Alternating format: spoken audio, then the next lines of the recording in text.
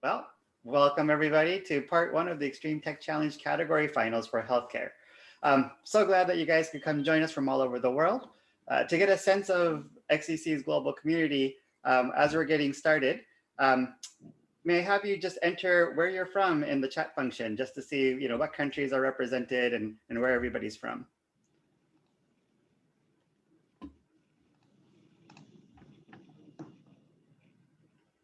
We got Brazil, Indonesia, Nigeria, Italy, Japan, Singapore, Australia, a Singapore, Germany, US combo. That's pretty cool. I think we're representing a lot of the globe, and I think there's more coming in as we speak.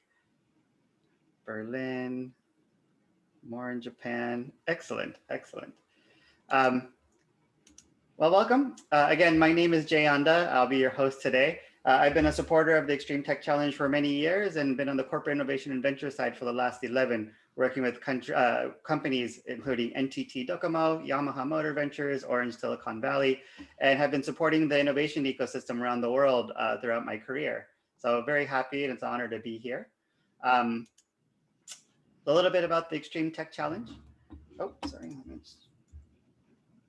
Hopeful to have slides flipping on real time. Okay, so the Extreme Tech Challenge, or XTC, is the world's largest tech innovation ecosystem for making the world a radically better place. It is a launching pad for the disruptive startup technologies addressing the UN Sustainable Development Goals. XTC's competition categories were developed based on the framework of the UN SDGs, and XTC was founded by Yang Sun and Bill Tai, two Silicon Valley-based investors, corporate executives, and entrepreneurs. They relaunched the XTC platform 2 years ago as a call to action for corporates, NGOs, startup community to all come together and support technologies that are transformative to power our future. XTC is a concerted effort by industry leaders and entrepreneurs to make real progress in solving the world's major challenges. It's not only the right thing to do, but Tech for Good also contributes to business results.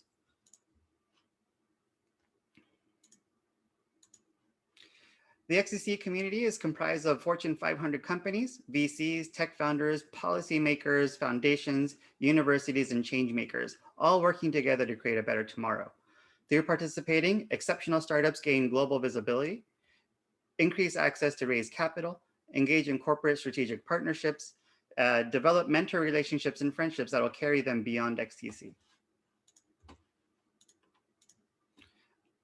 Just as a snapshot for this cohort, this year, there's been over 3,700 startups that applied from 92 countries, of which here we're at the last 80 finalists that were selected by over 300 judges across 21 regional competitions around the world and through open application. So the final 80 here represents the top 2% from a very competitive application pool. And so that makes us all winners, so congratulations for making it up this far. And just as a reference, here is a look at the cohort of the final 80. And to learn more about these companies, head to the XTC website, extremetechchallenge.org, and you can learn more about it. In the health tech category, we have 19 startup finalists, so we're spanning over 2 days to cover the pitches. And so today we're gonna cover, Today is part one, and we'll be covering 9 of the exceptional startups with the logos seen below. And before we get started, I'd like to introduce the judges who are joining us today. So it's a pleasure to have Amit Aisola, Managing Director of Wanxian Healthcare, Eduardo Calvilla, Chairman of Calvilla Holdings. He is also the head and creative director of Rene Calvilla, the oldest European luxury shoe brand in the world, and Ray Johnson, operating partner of Bessemer Venture Partners. At this point, I'd like to call on each one of our judges for a quick self-introduction and why you're interested in the healthcare category. And so if I may, Amit, if I may ask you to go first. Yep, thank you, Jay. Yes, hello, everyone. I'm Managing Director at Wanxian Healthcare.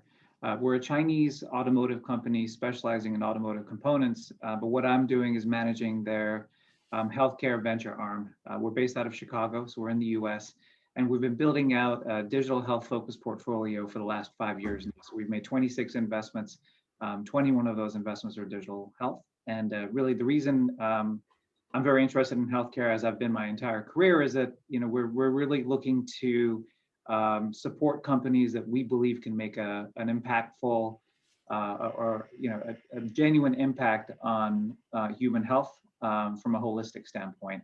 So not just waiting until patients get sick, but actually prior to that. So we're taking a very holistic approach to investing in healthcare technologies. Thank you, Amit. Sorry.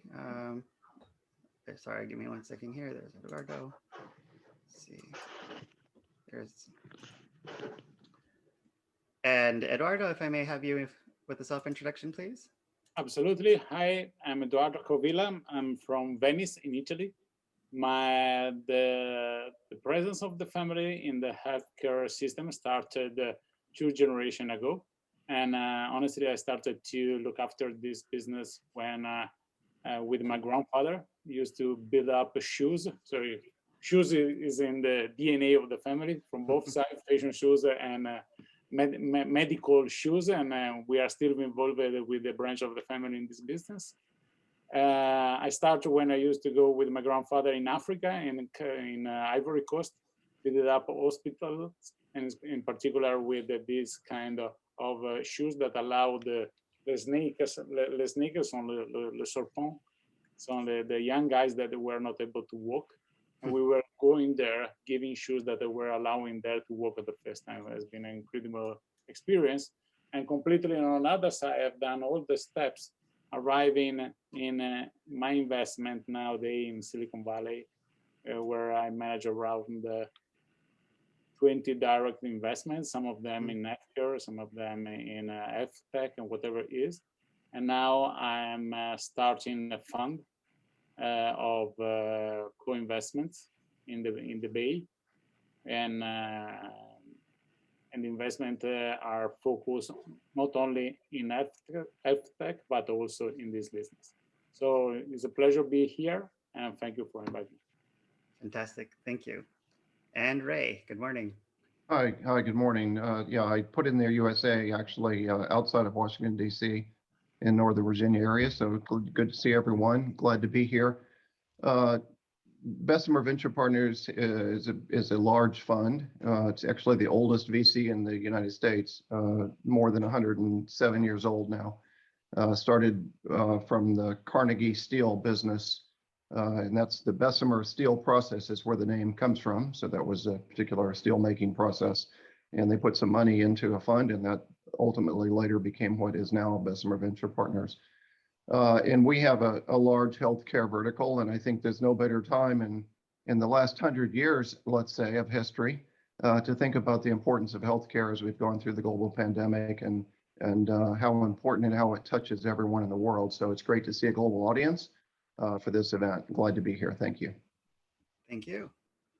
Okay, and so let's get started with the presentations. Okay. I'll paste in the order of pitches in the chat again, just so everybody could be ready. I'm going to stop sharing everything here, and if I could get Navi Medical to queue up your slides. 1 moment. Oh yeah, sorry, please. I'm sorry. I just want to make sure the judges have their scorecards. Oh yeah.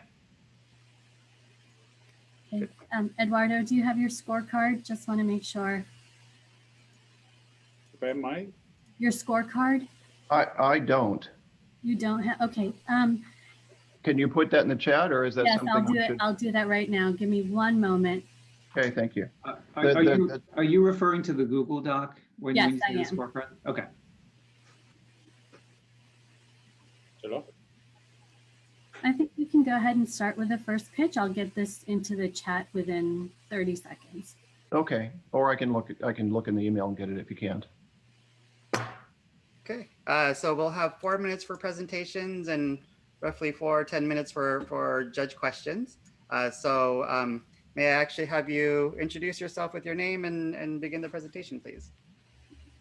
Absolutely. Hi, everyone. My name's Alex. I'm from Navi Medical Technologies. We're a company based in Melbourne in Australia. Nearly 30 million babies are born sick or premature each year, and many are admitted to intensive care. around half of these patients may require a central line, which is a thin flexible tube placed into a vein to deliver life-saving nutrients or medications. Correct placement of the tip of the catheter is critical, but there's no real-time feedback during the insertion, meaning doctors only receive confirmation with an X-ray after the procedure is complete.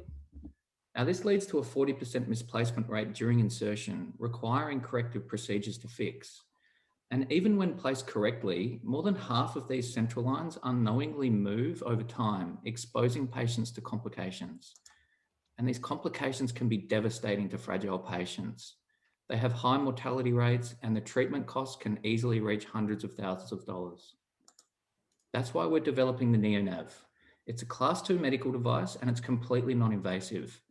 The NeoNav can improve patient safety, improve clinical workflows, and reduce healthcare costs. It works a little bit like a parking sensor for a car. We place a small adapter on the end of a standard catheter to measure electrical signals from near the heart. Our proprietary software decodes these signals to provide feedback to the doctors in real time.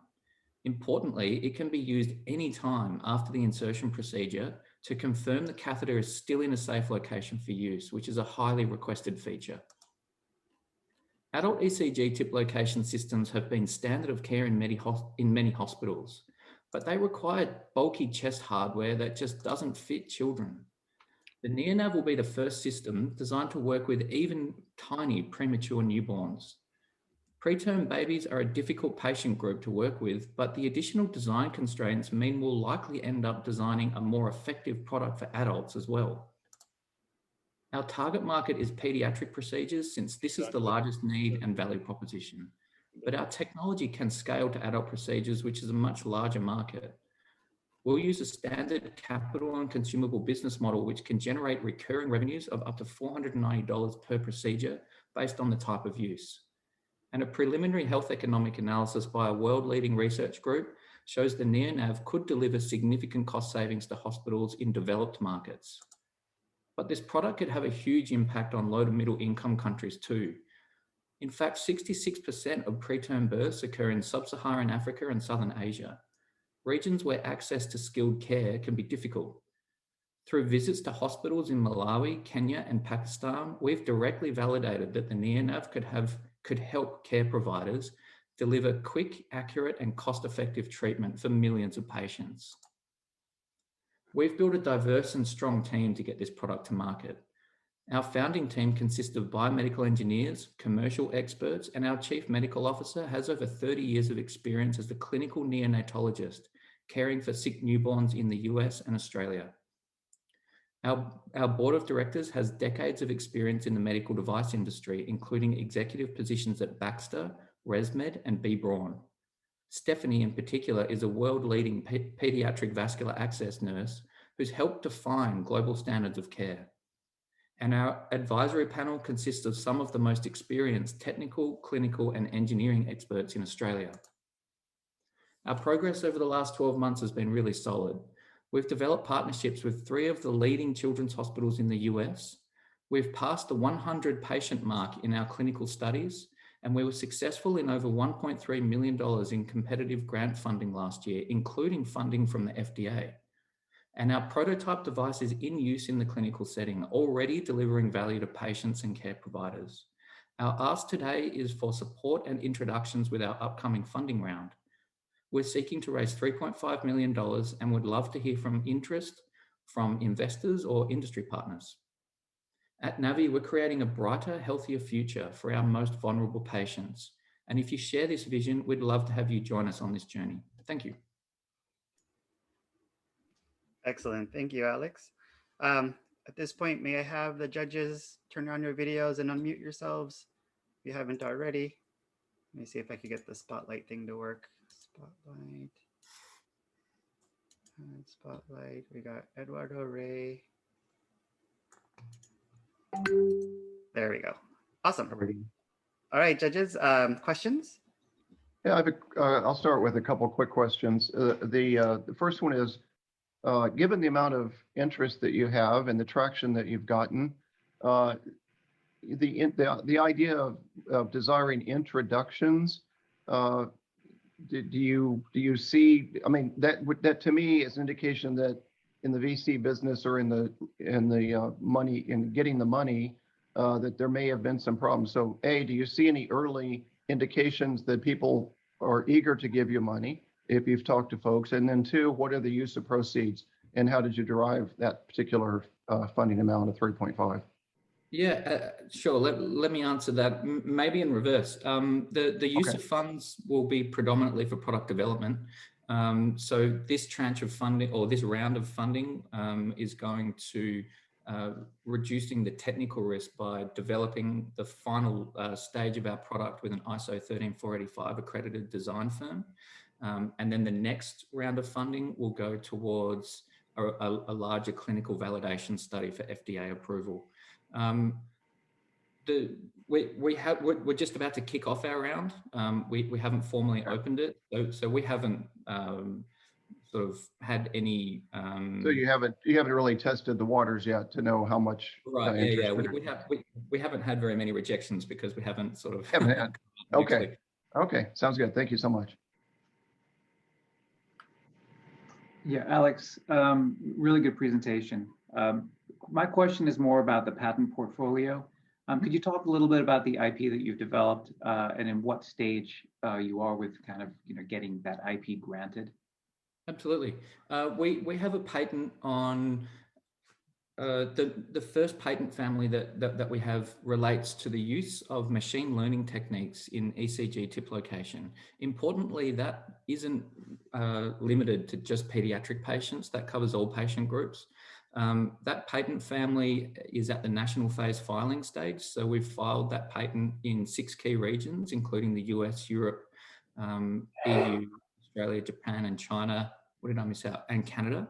And we're expecting, so that's at the national phase, and we're expecting some of those patents to be granted this year. The second patent family is at the provisional patent stage and just about to mature to the PCT stage, and that covers the intellectual property around the catheter adapter that we're using to extract the signal from the catheter. On top of that, there's also quite a lot of IP around how the software works, the stages of filtering, and then feature extraction of the waveforms. But that we're keeping that as a trade secret, so we won't be publishing that in any patent or filings. Okay, thank you. Hi, Alex. Very nice speech, a nice pitch. And my question is very easy: is which is the aspect that you consider your company needs to improve more on, and which is your element that really distinguish you from other competitors or other ones that are developing something similar? Yeah, I think the thing that really makes us different is our focus on pediatrics. So we're really focused on the smallest patients out there, premature newborns. There are other companies developing ECG tip location systems, as I mentioned, but really they're going for the larger market, which is larger patients. Unfortunately, there's not a lot of option for people that work with smaller patients. And if you talk to people in children's hospitals, they'll say, children aren't just small adults. You can't take a medical device for an adult and expect it to work well in kids. So our strategy is a little bit different to other people. We're starting with the smallest and therefore the most difficult patients and working our way up the age range. So that's great that you're focusing on those that are not focused on, the smaller children. But it seems that part of your business model was to look at the TAM of the adult market and larger kids and adults. And so there is competition there that's going to be a lot more difficult, a lot different than what you're in now. And so you have to look at the challenges to the TAM. Yes, absolutely. So I completely recognize that there's a lot more competition in particularly the adult market. We're seeing quite a lot of companies acquire ECG tip location systems to bundle with their catheter products. So we've seen that happen with BD Bard, with Teleflex, and angiodynamics, and I think Vigon recently bought a tip location system as well. These are all large players in the catheter product market, and there's still quite a lot of companies in the catheter market that don't have an ECG tip location system. So if there was the possibility to license or acquire our technology for use in adults, we'd certainly be keen to explore that with some strategic partners. And that was one of the reasons for the request for introduction to industry partners as well. A quick follow on, does your technology that you're using for children, you mentioned that children are not small adults. How portable then will for not small adults be? How will those patented technologies apply in the larger market? And do you think you'll have to redesign the tech?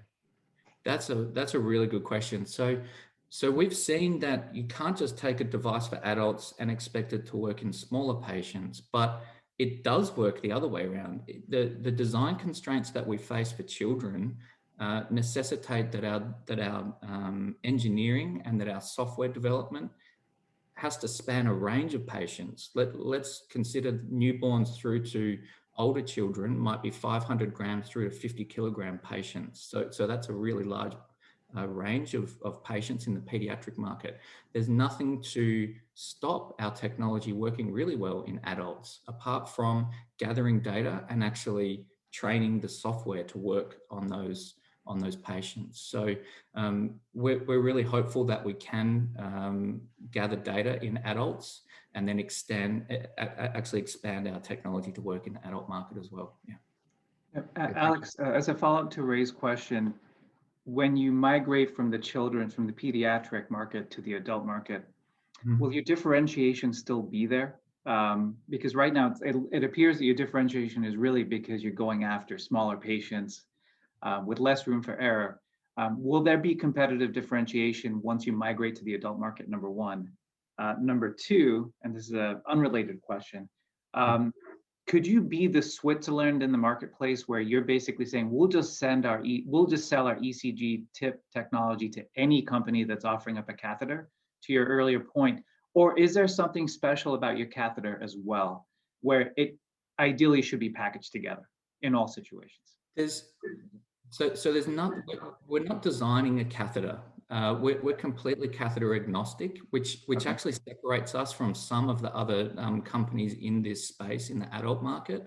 We don't require a guide wire or anything to go inside the patient. All of our equipment is outside the patient. So that's the first step.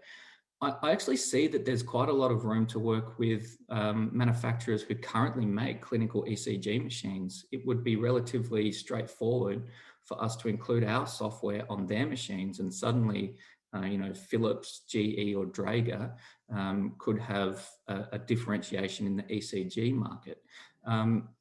Could you remind me, sorry, what the first part of your question was?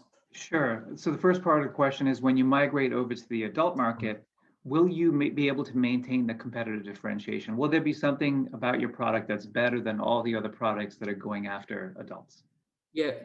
One key part about this challenge in pediatrics is that you have to assist during the insertion procedure, but then there's that fact of migration, and that occurs a lot in premature babies. So we have to enable our device to be used during the insertion procedure as well as regularly afterwards to provide confidence to hospitals that the line is still in a safe position to use. Now, the devices that are used in the adult space are used purely in the insertion procedure, but then they're not used afterwards because they rely on stylets or guide wires that are inserted into the catheter to get the signal out.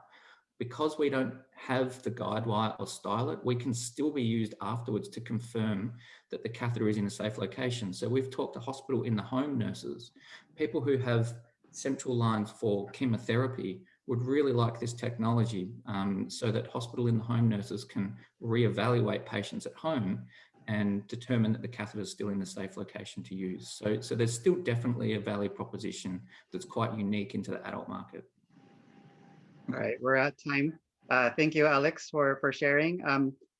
And as we transition through, judges, please fill out the form and your evaluation sheet.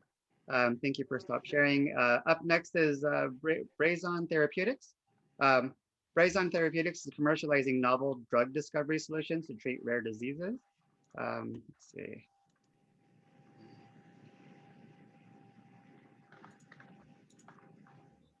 And you may start as soon as you're ready. Okay, thank you. Well, thank you everybody for your attention today. And we would really like to take a chance to thank XTC organizers for all their hard work and giving us the opportunity to pitch. My name is Philip Davey. So I'm the lead for business development and the CEO of Bryson Therapeutics US. I'm going to tell you a little bit about our innovation for drug delivery specifically into the brain. So why is this needed? For an example, if you inject an antibody drug into the bloodstream, immediately 99.9% of that drug is wasted. Now, there's good reason for this. And what we provide is a plug and play style formulation approach to enable biopharmaceuticals to reach the CNS. And we provide this for pharma companies who need a low access, low friction way to get their drugs into the brain, and of course, lower costs so that they can expand patient access to these life-saving drugs.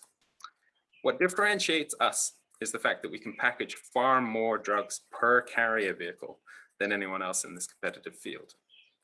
But let's take now antisense oligonucleotides as an example. These have a huge market potential. These are potent biological drugs, excellent for treating a wide variety of diseases, including neurodegenerative disorders, which have an expanding patient population, as we all know.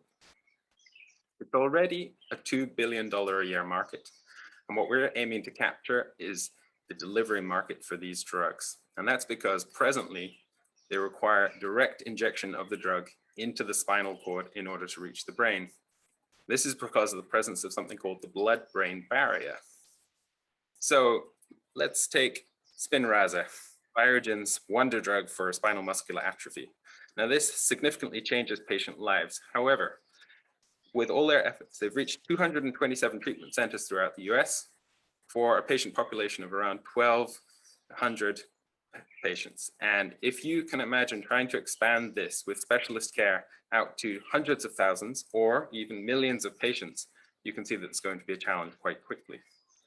So what our brain access platform offers is a way to encapsulate a partner's drug into our polymer nanoparticle system, which is targeted to the blood-brain barrier with nutrient transport ligands, and then provide them with an IV formulation that results in clinically relevant knockdown of their target within the CNS, as you see here in this rodent example. Now, our team is led by Fumikaze Wanibichi, who has more than 30 years experience in preclinical and clinical development in the neurology space, as does our lead of research and development.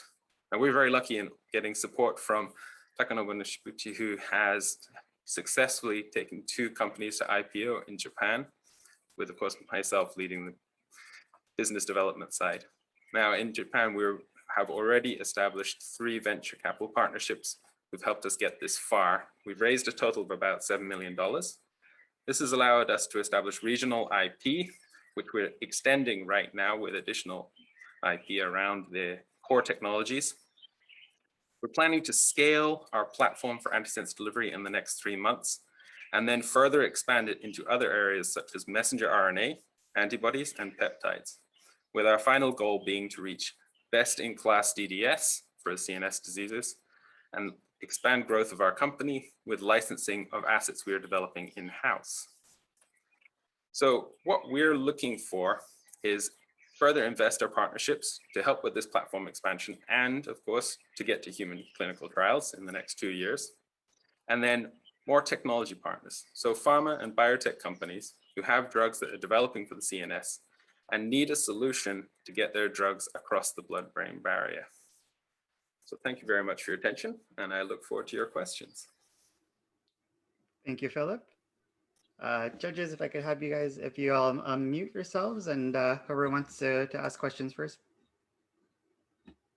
I can start off, Philip.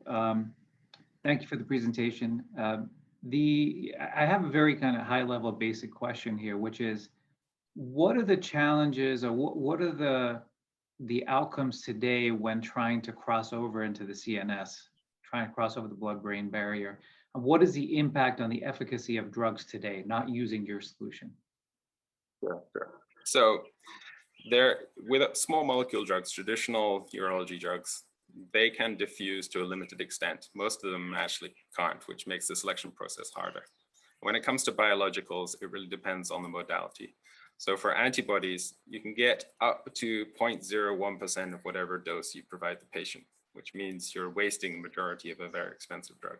And this is because there's both size exclusion as well as active biochemical processes that exclude drugs from the brain. Now, when you get into other areas like antisense, oligonucleotide drugs, if you want to get into gene therapy, you need something that can get past the blood-brain barrier, because these drugs just do not accumulate in brain tissue at all. Okay, so does this have an impact on both clinical trials as well as, post FDA approval, to the extent that you actually have to then administer a higher dose once a company's commercial, or is it really an issue in one of those two segments of the value chain? I'd say it was both. So this has an impact both before and after approval. The major impact before approval is, of course, the development costs. If in your clinical trial you require patients to sit there getting an injection for 4 hours in order to infuse enough drug into the patient to reach clinically effective concentrations in the brain, that obviously has an impact on the development costs. Afterwards, if you require specialist care centers in order to administer your drug, that obviously limits patient access.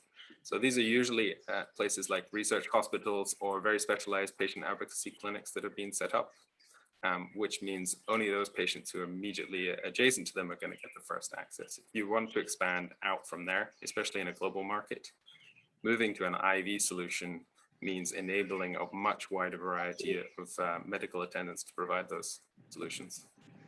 The blood-brain barrier is there for a reason, and thank goodness. So what are the potential negative outcomes of opening up the barrier? And have have you had any pushback from potential users around that issue? Yeah, that's a good question. Thank you. So just to be very clear, we do not impact the functioning of the blood-brain barrier with our system. We're not opening up the barrier. We're taking advantage of natural transport at the blood-brain barrier. So there's two pathways that we pursue. But I know you're not breaking the barrier. You're taking advantage of natural transport, but that natural transport's allowing some things to go through, or else it wouldn't work. So my point is, could it be allowing things that you don't want to go through the barrier to go through the barrier? So it's a matter of selectivity of those things that cross, and could you get negative outcomes because of that? It's very unlikely we'd see any uptake of anything unwanted. I think the major risk factor here is impacting the natural transport mechanism. So this has already been studied in particular for transferrin, which is the iron transport pathway. As long as your ligand is not binding in the site, which normally is carrying the transferrin molecule, which is holding the iron, then you don't see significant impact in the actual transport process. We also have a unique approach, which is targeting the glucose transport pathway. And this is something where the uptake only occurs over a very short window. So again, you hope the exposure limit in terms of time will not impact overall function. Okay, thank you. Yeah, Phil, you were saying that you're seeking for expansion on the platform and to match together with some pharmaceutical companies, develop together the things of which are the perfect dimension of that target of pharmaceutical companies that you are thinking of? Sure. So we've spent a few years establishing product market fit here in conversations with potential external partners. I'd say, obviously, the larger companies that have good establishment in terms of antibody drugs, which has become a very large market, and those who are moving into newer areas like gene therapy and antisense drug delivery. So you find a lot of innovations in terms of mid-sized biotech companies and larger biotech companies in that space. Of course, there's some very interesting things being done by startups where they're challenging ideas in the treatment of neurological disorders. And we'd very much like to move into messenger RNA delivery so we can help with some of that. Thank you. Philip, going back to, I guess, as a follow-up to Ray's question, as you go through the FDA process and the CE process in Europe, Obviously, efficacy is going to be important, but what's more important is safety. Given the fact that you can basically partner with any molecule that's out there, right? How are you going to prove out the safety when there's a wide variety of molecules that you can basically partner with? I mean, what is the scope of the safety study? Sure. Good question, thank you. So I think this is one of the advantages of developing a plug-and-play style platform for biopharmaceuticals. So obviously a part of the challenge with safety is going to be on the API itself, and we can't really take forward the platform as an empty platform through to approval. We can open those conversations with the regulatory bodies, but it's going to be in combination with our partners when it comes to, say, the IND filing process. So if I take Spinraza again as an example, I think as a first one into that market, Biogen learned a lot of lessons in their conversations with the regulators. And it's helpful to be able to lean on some of these partnerships to establish what GLP tox studies are going to be expected. All So right. how many molecules do you think you're basically going to have to partner with to prove out safety with a wide variety of molecule partners? How many molecule types? And I guess going back to the scope, I mean, how many different molecules you're going to have to prove out are going to be safe to work with? Yeah, I think what we've seen before with these processes is as long as there's not too much difference, and that's what we're aiming for between each molecule, the first in each class is going to be the challenge. But after that, we hope that the bar is significantly lowered. Okay. Cool. All right, we're at time. Philip, thank you so much for your presentation. Thank you very much, everybody. Thank you. And we'll queue up PathGen Diagnostic Technologies in the meantime. PathGen is offering an affordable molecular diagnostics for cancer and other diseases. And we're joined by Susanti, which I will queue up in just a second. Let's see.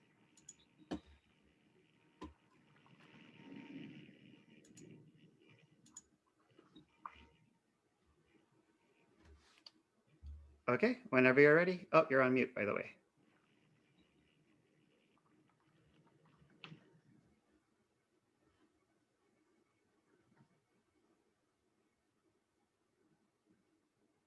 Oh. We had your screen.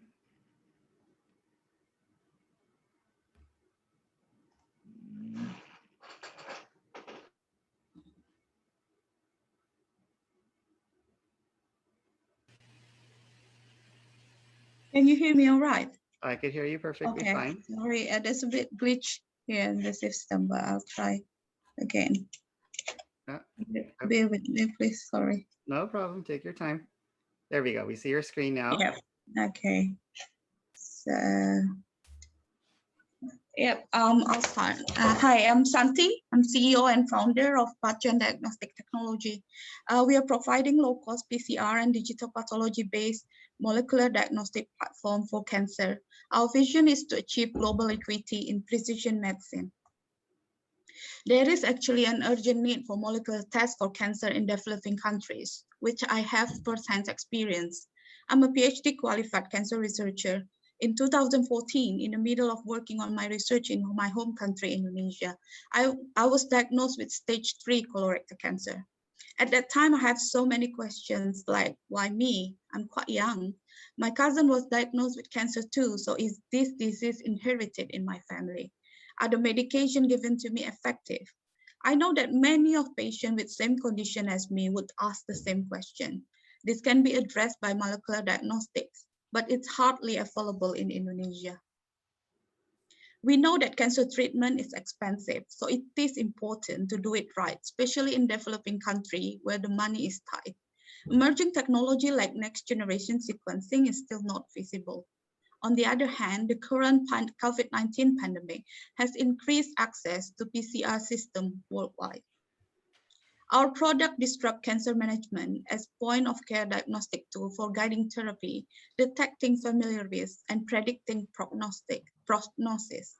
This includes the PCR-based tests, the ColoMeltDx and PulmoAmDx for colorectal and lung cancer, and later, FUMI, the disruptive integrated AI-driven digital pathology platform.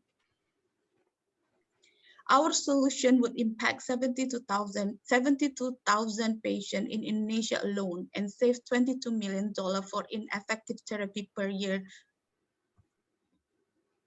We are aiming to penetrate to 70% of Indonesian market by inclusion into Indonesian universal health coverage and 20% of remaining developing countries market. We are offering at least 5 times cheaper product compared to other non-NGS competitors.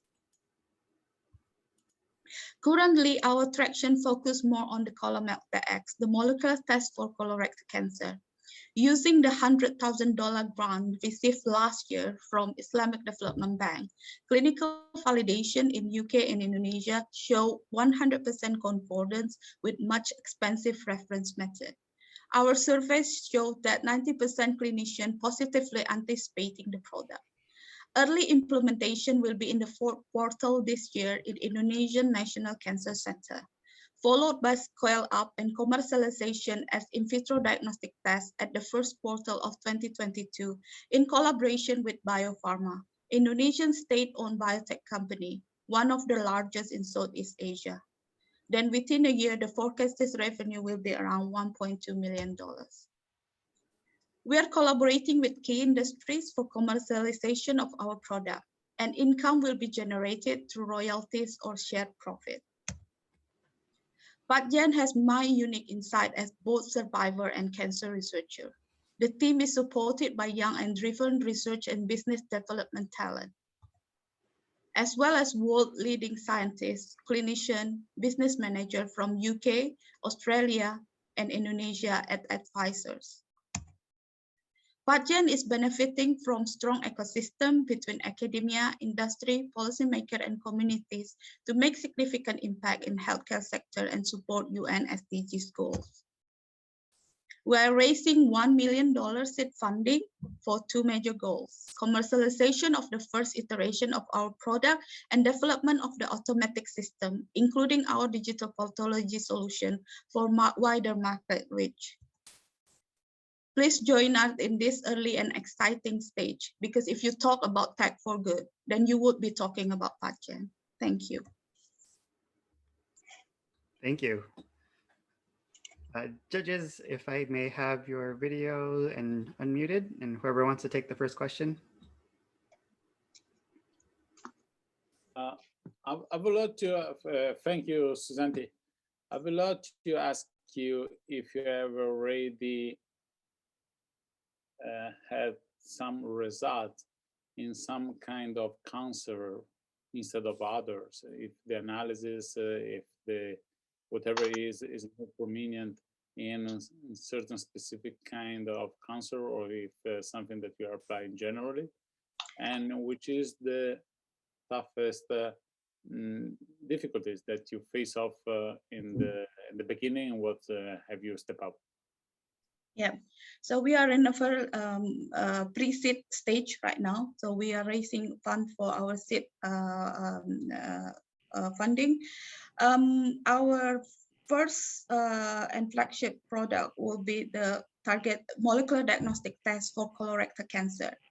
And it starts from my PhD research. And then we see, and it's PCR based, and it's low cost. And we now finished the validation, clinical validation in Indonesia. So the first development was in UK, and then we brought it to Indonesia, and we now partnering with 4 big hospitals in Indonesia and finished the clinical validation. So we're ready for registration for Indonesian authority. But we want to move beyond that, because we believe that our case in Indonesia is not unique, but developing country market is very huge actually. And with many of cancer drugs, targeted drugs of patents in coming years, there will be needs for accompanying a diagnostic test. But currently the high is very high. And we think we are, it is very interesting market that we able to fill in.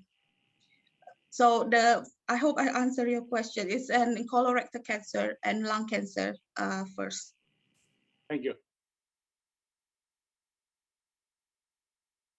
Okay, I can take the next question. Susanti, nice to meet you. Thank you for your presentation. I assume that the actual diagnostic tests, those are proprietary, right? Those were developed by your company. Is that correct? Yeah. So Okay. we have yeah. So it's a very crowded market. You know, in the U.S., we actually backed a company that's doing something similar on the genetic testing side. It's a really crowded, difficult market. How are you going to differentiate yourself as you expand globally, from not just from a diagnostic perspective, but even from the software perspective? Yeah, so we will have a huge use case first, like using Indonesian big market. We are 260 million people in Indonesia, and our use case with Indonesia will obviously support our global expansion. And how we navigate the very crowded market, indeed, our first differentiator will be price. Because we are aiming to at least maintain our price 5 times lower than the other competitors. How are we going to do that? Right now we have a pool of talent in Indonesia, and we try to tweak, if you want, tweak the existing platform like PCR, but then use our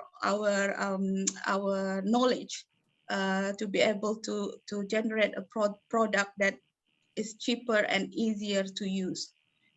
Because even though, as you said, it's very crowded market, the implementation in developing countries is just almost none.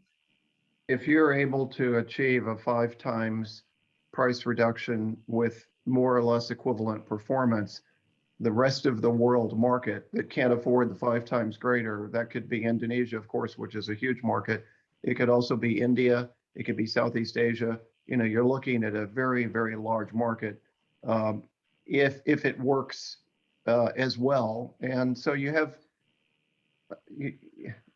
indications that it works as well. When do you think the strict comparisons with other market drugs or other market capabilities will be, or tests will be available? When do you expect that to happen? So we compare, so we finished clinical validation with like around 300 cases from patients in Indonesia. And we do head-to-head comparison with the existing standard, like capillary electrophoresis, as well as sequencing. So we got and immunohistochemistry. So we got 100% concordance. With our technology. So that's why even though we just got proof of concept grant from Islamic Development Bank in 2020, we proceed quite fast. And now we got a secure agreement with Biopharma, which is government-owned body, a biotech company. Okay. But then we raise funding for the next stage, obviously. Got it. Well, congratulations on the great early results. Thank you. All right, that's about time for now. Susanti, thank you so much for your time and presentation. Up next is Proteona. Proteona is an AI solution that enables single cell analysis to greatly improve precision medicine to treat cancer. And so if I may have you queue up your slide deck, please.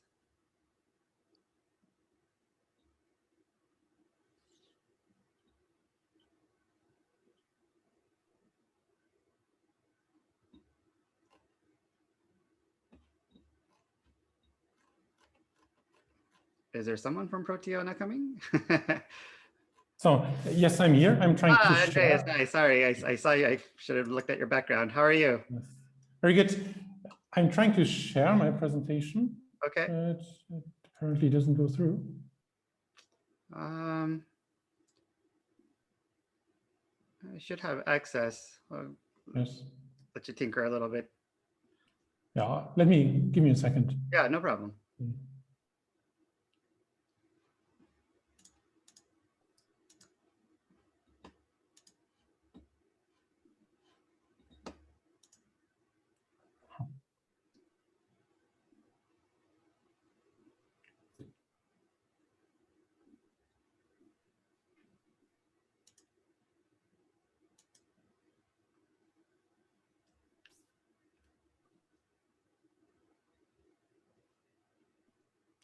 Is it a Google Doc or a PowerPoint? It's a PDF.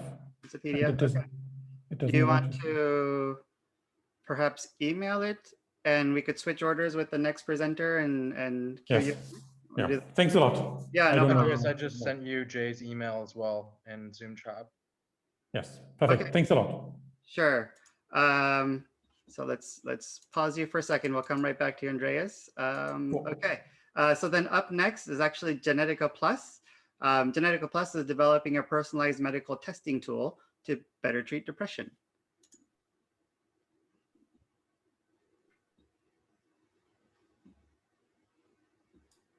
Hi, my name is Dr. Talia Khan-Salal, and thank you so much for this wonderful opportunity. Before I begin, can you see my video? Can you see the presentation? Yes, thank you. Fantastic, thank you. 300 million people globally suffer from major depression, and every 80 seconds, one of these individuals takes their own lives. We urgently need to change these statistics. My name is Dr. Talia Khan-Salal. I'm the CEO and co-founder of GENETIKA Plus.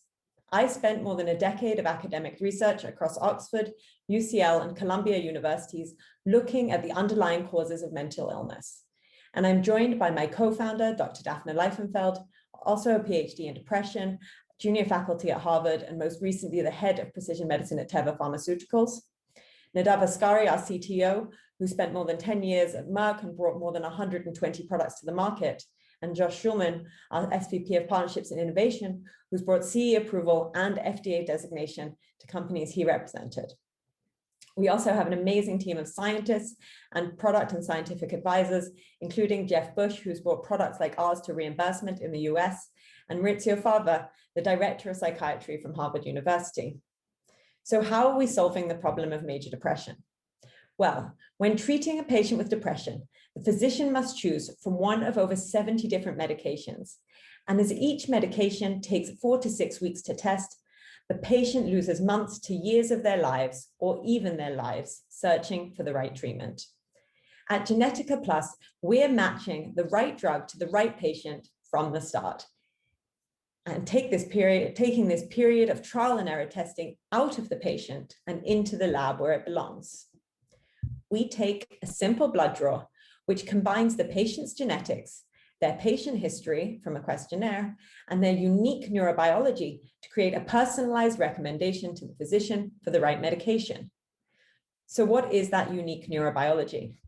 From that blood sample, we use stem cell technology to generate a brain in the dish for each patient. And we're able to screen those brains in a dish for all the different antidepressants to see which antidepressant has the strongest impact on that patient's unique model, allowing us to make the most accurate treatment recommendation today. At the end of the day, the physician has a simple portal or a PDF through which to make the recommendation and to help their patients get better faster, saving patient lives, saving physicians time, and saving payers cost. So who else is out there? Well, I'm glad to say we're not the only ones in this market, because changing physician behavior is a tough thing to do. There is a new technology called pharmacogenetics, which has been around for a couple of years, which uses just the patient genetics to predict which antidepressant the patient should use. But this is limited because pharmacogenetics only tells you whether the drug is going to make it past the liver to the brain, and not what it's going to do in the brain itself, which our unique neurobiological model does. As a result, their clinical trials have only shown 15% success rates, whereas our early data shows that GENETIKA Plus can predict with up to 73% accuracy as to which drug the patient will respond to. Nonetheless, our competitors have already sold over 1 million tests and generated over $130 million of gross annual revenues, showing the product market fit and the desperation in this market for technologies that change the way physicians are able to treat patients and bring precision medicine into the mental health space. This type of test alone represents a total addressable market of $6 billion in the United States alone. But we've developed a platform that's much bigger than that. We've developed a precision medicine for the brain platform, and we can rapidly add additional indications firstly in the psychiatric space, and eventually, as there are multiple drugs to choose from, become available in the neurological space, representing up to $100 billion global total addressable market. FDA is not required for this type of technology. It's an LDT, so it just requires CLIA approval. Reimbursement codes already exist thanks to our competitive technology. And so we have an easier path to market than most. Since we opened the company in 2018, we've raised a VC-backed seed and seed plus round, completed our early clinical trials with the NIH, and had 2 patents and a publication for GENETIKA Plus. Our next steps are expanded clinical trials with Jefferson in Philadelphia and Sheba Hospital here in Israel, partnerships and pilots to test our product in the market, and scale up for our market entry to the US. I urge you to join GENETIKA Plus in our battle to fight depression head on. Thank you. Wonderful. Thank you for your presentation, Talia. No problem. Talia? Yeah, go ahead. Have you been able, sorry, Ray. Sorry. Yeah, it's fine. Go ahead. Have you been able to already have some result in the capabilities to change and to scale up the result in analysis of depressions? So say that you're already in the market, that's fine. But no, we're not in the market, but we have had some early results using a retrospective clinical trial approach. So we took patient samples from patients who'd completed a clinical trial. We knew whether they were responders or non-responders, but we were obviously blinded when we ran our retrospective clinical trial approach. We ran these samples through our brain in a dish screen, and we were able to see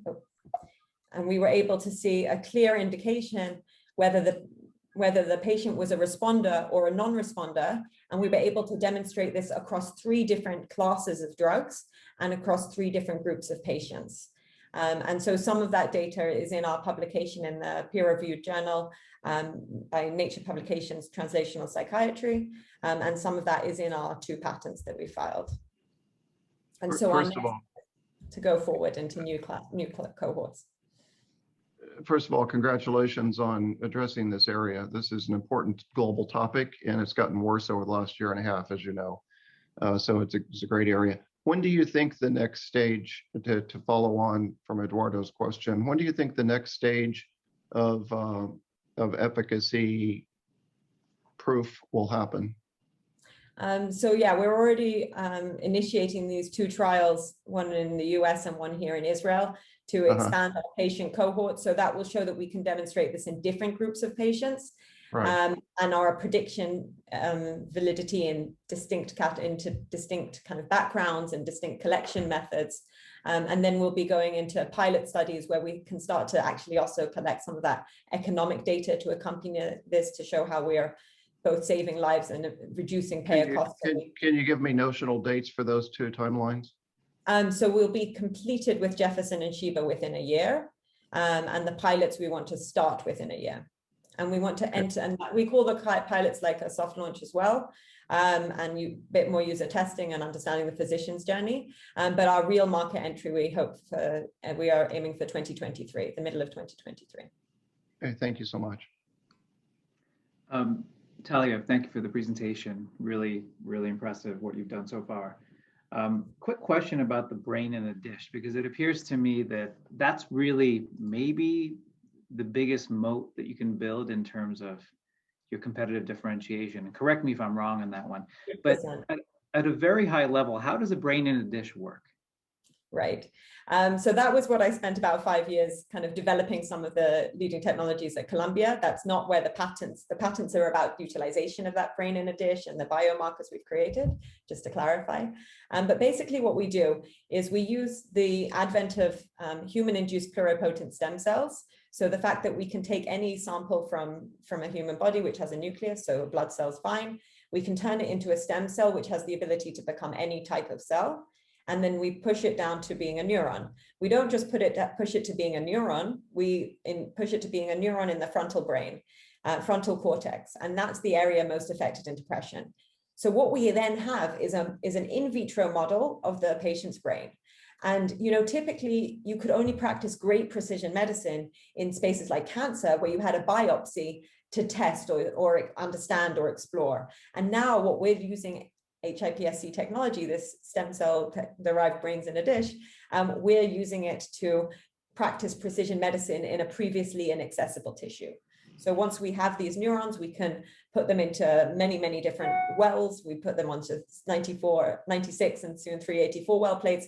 All the different drugs can be put in different wells, and then we get a ranking of which medication has the best rescue effect using biomarkers that we've patented, and also biomarkers which are kind of also logically driven by the mechanistic underpinnings of major depression. Okay, so this in vitro response by the neurons, is that a very good representation of what we would see in the actual frontal cortex? Yes, absolutely. So some of the reasons that I can say absolutely are because first of all, if we go back to both mine and other works across many universities across the world, I was building these models, brains in a dish, which turned out to mimic the patients that we had. Unfortunately, we have some post-mortem brain tissue, animal model studies as well, and that's been seen in a variety of different brain disorders, autism, schizophrenia, depression, and we can kind of trace them from the brain in a dish to the real humans and see those parallels. And then the second thing is, from our clinical data, GENETIKA Pluses, we see that in patients who responded to medication in real life, we can see them responding to medication in the dish. And that's really the ultimate validation. Okay, thank you. All right. Thank you, Talia, for your presentation and your time today. No problem. Thank you all. We'll go through one more presentation and take a quick 5-minute break. So, because we're having some technical issues, we'll queue up Proteona one more time. Andreas, if you're with us. Yes. Let's see. Thanks a lot for the help. So if you can bring up the slides. Yep. Give me just 1 second, please. All right, here we are. Yes? Great. Thanks a lot for the help. So when fighting cancer, every cell counts. I'm Andreas, the CEO of Proteona Precision Medicine, and I will tell you a story about our patient 1, a cancer patient, and I will tell you how this will affect your life, the life of your loved ones, as well as millions of other people that experience cancer. Next. So the wall of cancer means 1 in 5 of us watching this video right now will experience cancer in our lifetime. And in 75% of all cases, therapy of cancer ultimately fails. So that leaves about a loss of 10 million lives every year. 95% of all cancer drugs fail in clinical trials. A lot of late clinical trial failures account to more than 1 billion of loss. And then there's a market for different kinds of cancers for therapy decision-making tools of about $2 billion US. So with all the new fancy drugs, with CAR T cell therapy, with bispecific antibodies, with a lot of other precision medicine, why is it that we fail so often in treating cancer? Unfortunately, the answer is very simple. It's just one answer that I will show on the next slide. The problem here is tumor heterogeneity. We have more and more precise drugs that target specific clones of a specific tumor in a specific person. They will kill some of these cells, and other parts of the tumor then will grow, lead to relapse, and the problem becomes a bigger one 6 months later when the patient actually goes through a relapse and needs a new treatment. So how can you actually break this circle? On the next slide, I will show you an example of blood cancers that are notorious for this issue of relapsing tumors. Multiple myeloma is one of the most nasty forms here, and the name already states the problem. Multiple cells that lead to one tumor. It's also one of the diseases that's most expensive to treat.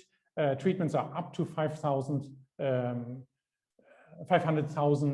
US per treatment. If you think about CAR T and cell therapy, on average, multiple myeloma patients cost about $18,000 US per month per treatment of their life until the end of their life. It's one of the most expensive to treat diseases. So how would you address a disease like that, as well as many other cancer forms?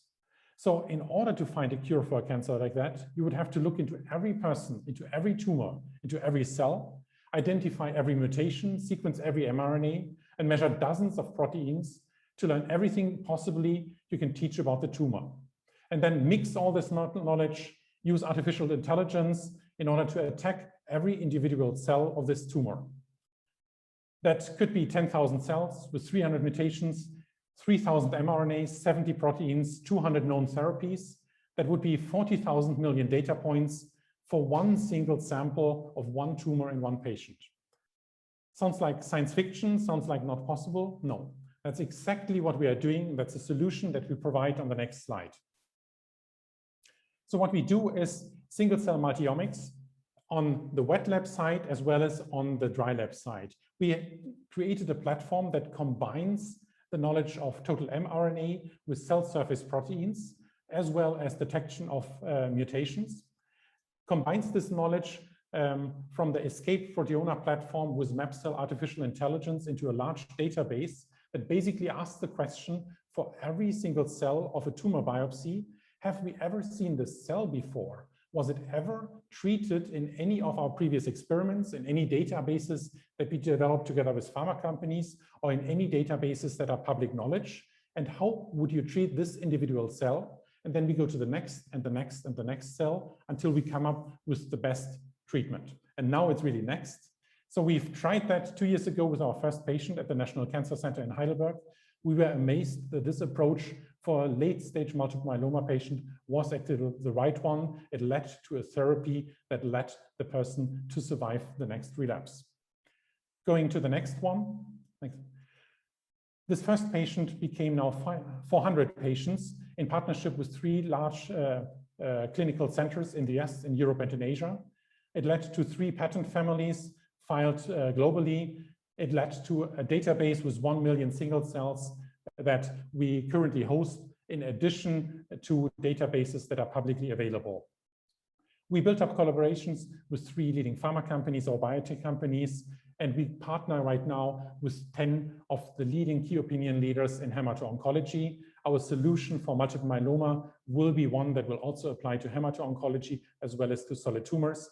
Nature saw that in a similar way. They selected us as one of the 10 most innovative companies coming as university spin-outs into the market. Going to the next slide. The business model here has basically 2 pillars. We want to act with a cutting-edge technology benefit to the patients from day 1 on, focusing on very late-stage cancer patients, where it's the judgment of the clinician on taking in new knowledge. But in the end, there's the second pillar, which is building up oncology trials of the future in very close relationship with pharma companies. And indeed, we already have 3 of these pharma partnerships where we monitor the disease progression as well as therapy selection recommendation in trials. Foundation medicine for single cells is how we call this approach to the business, which is basically moving what Foundation medicine did brilliantly, leading to an acquisition of 5 billion by Roche from bulk genomics to a multi-omic single cell approach. Going to the next slide. We are revenue generating as an early company. We are VC backed. Our lead VC is Xora Innovation, which is a direct daughter company of Temasek, one of the largest private equity funds in the world. We are clinical stage. We run out of Singapore operations in Heidelberg, Germany, as well as in multiple sites in the US. We have multiple additional partnerships and we are an experienced team, as you can see on the next slide. We are a team of serial entrepreneurs. We have built up multiple companies in the field of genomics, proteomics, and bioinformatics. Most of them are venture capital financed. In our previous companies, we raised about 200 million venture capital. This is why we are confident that we bring the knowledge of genomics, proteomics, bioinformatics, and business development to make this a success for cancer patients, for future trials in oncology that will take in the heterogeneity of tumors. With that, I'm very curious to get your questions. Thank you, Andreas.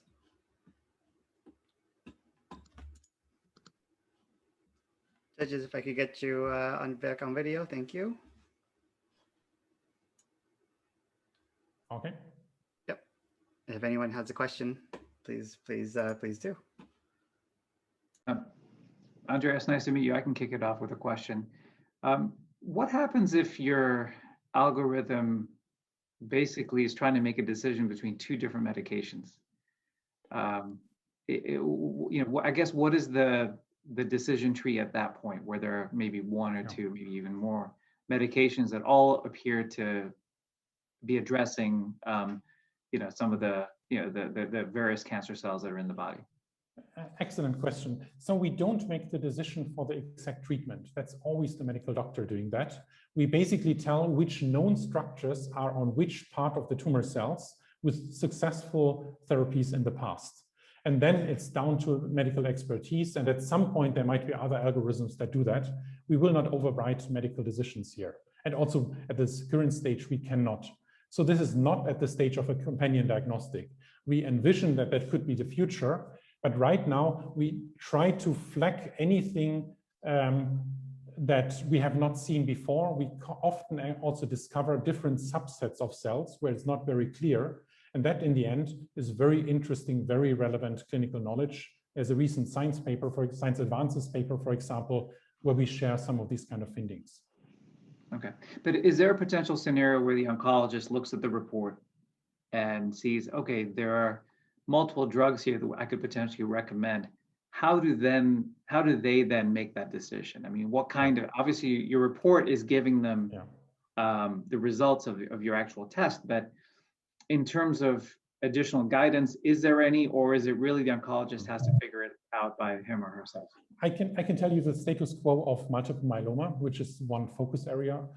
Typically, you have about 40 typical drugs or combinations of drugs that are options of second or third line treatment in multiple myeloma. How does a clinician decide between them? It's gut feeling. And that's the answer we heard from several of the leading key opinion leaders around the world. It's often like, I have clinical experience, I have seen 1,000 patients in this area, I rather tend to this or that therapy, or there is an ongoing clinical trial and I can actually have access to the drug. But many, many times, it's really hard to make this decision. And then you rather look at what population of cells is representing the majority and might be actually the best one to treat first. I was surprised to see actually how much it is gut feeling and how much is not evidence-based medicines by today. So we bring, like, I think the first view of a more evidence-based precision medicine into that. Thank you. Andreas, please, your algorithm, it seems that is the key of your company and is very important. There is an evolution of that algorithm that you are proceeding to go ahead, or is something that you think is arrived to the top of the things, and there are some other skills that or capabilities that your algorithm is going to have in the future? So it's actually both. So the wet lab is completely developed by us. The 3 patent families actually cover barcoded antibodies to add proteomics on top of genomics technology on a single cell level. That's technology licensed by the National University of Singapore, A*STAR, and UC San Diego. And on top of that, then we have a sophisticated way of looking at single cell data using map cell algorithms. But the protection here is really having high quality single cell data. And single cell data is a very hot topic for research. And we are one of the first that apply that to actual medical usage.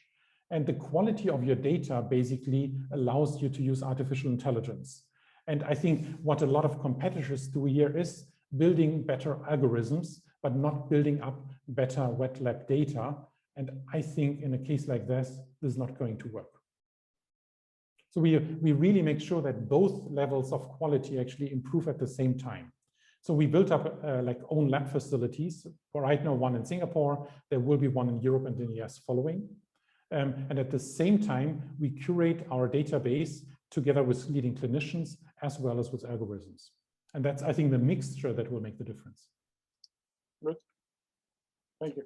All right, Andreas, thank you very much for your time. Clue Medical provides a real-time AI analytics platform designed to help providers make better informed clinical decisions. So whenever you're ready. Great. Good morning and welcome to Clue ICU. I'll be taking you on a short journey today to discuss the first of our innovative solutions to managing workflow, capacity, patient deterioration challenges, all that plague today's hospitals around the world.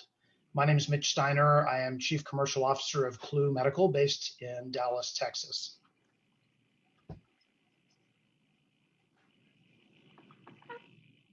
Clue is not new, but has recently commercialized and is the first of its kind.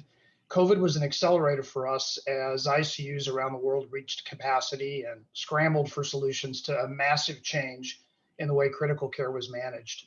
While COVID was emerging, the breakdown in these systems was inevitable, and once the right amount of pressure was put on it. Our business model is a recurring revenue basis model, basis by bed or ICU admission. And we saw our first customer late last year and our second group of hospital customers just about a month ago. We're currently finalizing the balance of our latest round of funding in order to scale up our commercial operations here. We've engaged key thinkers in US critical care representing top organizations like Mayo and Columbia to help shape our company with the customer in mind. The team listed here are active participants in the company's growth. Our management team is represented by leaders with multidisciplinary backgrounds in tech and in healthcare, and we've really curated a strong team to tackle big problems. Our mission is to dramatically improve the efficiency of caregivers. Data alone does not solve this problem. Actionable, reliable information combined with a well thought out interface that clinicians easily recognize is truly the answer. Our market is significant. The picture represented here defines the size of the intensive care opportunity. Additionally, we can and will expand into any area that has monitored patients, growing our potential exponentially. Tele-ICU, or monitoring patients virtually from afar, is a very fast-growing market, especially because of COVID last year, and we're positioned well. This is a digital care station in the ICU. Clue Medical, integrated video, the electronic health record, and radiology. Doctors around the world tap into stations like this every day to care for patients. So, what went into our design approach? First and foremost, this must change the lives of caregivers using the system, not just another documentation system. It must improve care and efficiency, and automation helps us get there with near real-time, at-a-glance views of patient acuity levels, clinical predictors, and reduction in alarm fatigue. Next, it has to be easy to consume by our customer. It must fit into existing care models, both tele-ICU and non, and have a small learning curve. And it must not tax the IT departments who are overwhelmed. Smart design is really key. So let's take a brief look at Clue ICU so you can see how we accomplished our design goal. There's 4 available views in Clue. There is no input whatsoever required to use the benefits of our workflow and our AI models. First, we have our unit view, which is an at a glance. We can see the patient acuity level for single ICU, multiple ICUs, or multiple ICUs in multiple hospitals. This takes our reach from a micro ICU to a full commercial operator of hundreds of tele-ICU beds. If our AI technology finds a problem or an opportunity, it alerts the caregivers many hours in advance. Clue helps organize the clinician's time by showing all the high-risk patients in one place. We also offer a place for clinician-to-clinician assignments. With an optional component, the doctor can even enter the patient's EMR directly for a variety of reasons with a single click. These robotic process improvements can significantly reduce the amount of human clicks logging in and out of other systems. We also have a customizable patient-level detail screen built easily to see and plot key data points that go into clinicians' decision-making journey. Here we also show the type and timing of medications that have been administered, not just what's been ordered. Lastly, in this view, we marry the customer's clinical best practices to the patient's actual progress. These clinical algorithms can be customized per account with any of the derived data we receive. You design it, we track it and report it continuously. A very simple, smart design, time saving, and this is what Clue ICU is. Thank you, and I'll take your questions. Thank you, Mitch. I guess beyond the aggregation of data and displaying that information in a dashboard, what would you say are the innovative components of your solution? We have 3 predictive models that our AI generates, and it shows the potential deteriorations, both hemodynamically as well as from a respiratory perspective, in near real time. And the third model is interesting, that's derived from the AI tool, is what we call low risk, which also tells physicians which patients are unlikely to deteriorate. And this has proven to be very useful in determining bed capacity, turnover, and also resource management. So those are probably the 3 most fundamental. Now, the AI works as the engine to drive the rest of the application. So in and of itself, AI is really interesting, but how the rest of the tool wraps around it and provides the workflow resource management tools is what's really key here. How well validated are the tools at this point? You said you've been in business a long time, so were they well validated and approved? Sure, yes, and we do have FDA and CE approval. They were validated on nearly 100,000 ICU patient records in multiple facilities from different hospital groups here in the US. Of course, it's AI based, so it is continuous machine learning, and we will continually improve the models over time. Okay, thank you. Sure. Hi, Mitch. It's nice to meet you. Thank you. So the ICU is notoriously difficult to sell into. So I've had experience with that in my portfolio.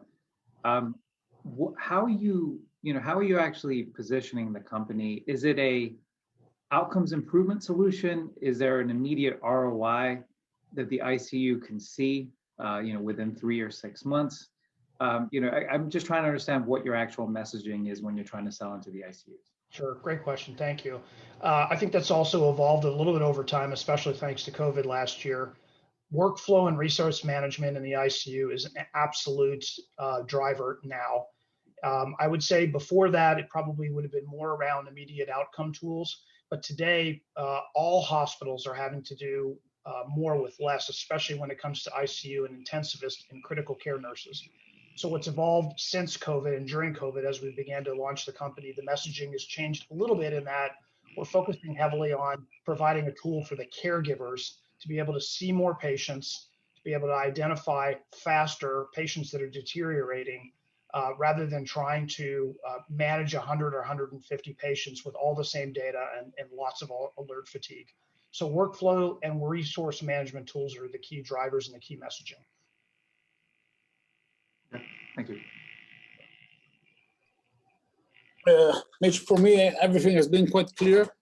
It's a quite challenge object to target, but it seems that you are deploying everything in the right way. So honestly, I don't have any specific right now. It's quite clear for me. Thank you. You've been very smart. Thank you. I appreciate that. I have a follow-up question if there is time. Thank you, Amy. Yeah. There are other solutions that are selling into this space. I guess, are you going in greenfield where there isn't a solution at all? Yes, thank you. Great question. So about 15% of the market today is covered via tele-ICU, and that market traditionally was serviced by a product that Philips bought many, many years ago. It's a very old architecture, but tele-ICUs use it as a platform. We absolutely can replace that with much more efficient tools, better technology. But the rest of the 85% of the global market has no infrastructure whatsoever for anything like this. And we also are going into those green fields, and recently have had some early interest and success in that market as well. As a small company, from a commercialization standpoint, we're focusing on where we can replace older technology first, because there is an active replacement cycle going on right now during that 15% of tele-ICU customers we're talking about. Okay. All right, Mitch, thank you very much for your presentation and time. Thank Thanks, you. Mitch. Appreciate it. Thank you. Let's see. Okay. Up next, please welcome Wondercraft, who makes exoskeletons to enable wheelchair users walk again.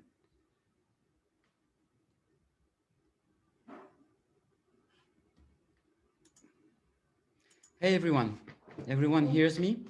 Yes, when we see your presentation. Good. Thank you. Hello, glad to be here. Today there are incredible technologies for everyone. We have cyber trucks and reusable rockets and driverless cars, except for the 100 million persons who are walking impaired, like my son, Oscar in blue here, or the other founder's brother, Thibaut in the green shirt. Their principal tool for daily life is the wheelchair, which was designed 200 years ago. We have founded Wondercraft to provide them with what we hope to be the best tool for rehabilitation on the one hand, and then daily life with mobility, better health, and simply happiness, standing tall. And I'm going to show you a video that we shot 1 year ago with Thibaut in the streets of Paris, and you'll see that his images are quite new. Nicholas Simon founded Wondercraft back in 2011 after graduating from École Polytechnique in Paris, where he led the robotics club. His first motivation, helping his brother Thibaut and millions of other people walk again. Today, Nicholas is meeting Thibaut at the cafe downstairs Wondercraft's premises in Paris, but this time he is bringing the exoskeleton along.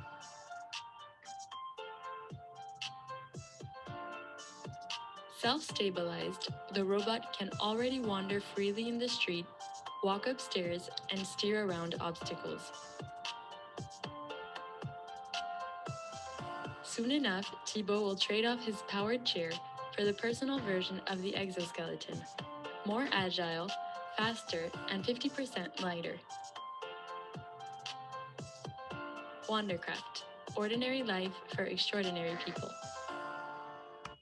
I hope the streaming was good. I will send you a video, of course, if you need. This is not a public video. This is our rehab platform. So we have designed it to be a super tool for walk relearning in hospitals. And because it has no crutches, it is self-balanced. We have started to sell it a few months ago, and it has a really good traction in Europe and now very recently in the US. To relearn people how to walk, like this gentleman on the video who has had a stroke 15 days ago. This is a nice market, 500 million approximately. But of course, you can't really see this exo is not intended to go in the streets. So we are working, and we have developed a personal exo, which is a much bigger market. For the 100 million persons I was mentioning, and 2 million have already a reimbursement in place, but no product to put in front of the reimbursement. The exo is much smaller and thinner and sleeker than the rehab version. It's more agile. It's priced like, it's going to be priced like a power wheelchair in a couple of years, and will be in front of very high healthcare costs. And it's a colossal market. Only the 2 million persons represent a $50 billion market.